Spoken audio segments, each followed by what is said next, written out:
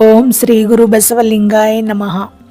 ಶರಣರ ನಿಚ್ಚ ನಿಚ್ಚ ಪೂಜಿಸುವಂಗೆ ಇದಕ್ಕಿದೆ ದೃಷ್ಟ ದೀವಿಗೆ ಪಾದೋದಕ ಕೋಶ ಪಾವನಲ್ಲದೆ ಏನೂ ಇಲ್ಲವಯ್ಯ.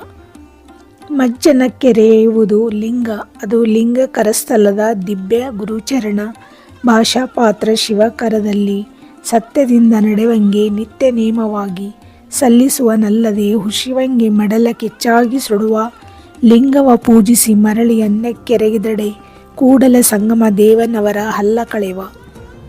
ಅನುದಿನವೂ ಲಿಂಗ ದೇವನನ್ನು ಪೂಜೆ ಪಾದೋದಕಾದಿಗಳಿಂದ ದಿವ್ಯ ಗುರುಮಂತ್ರದಿಂದ ಪೂಜಿಸುವವನ ಕೈಯಲ್ಲೇ ಶಿವನಿರುವನು.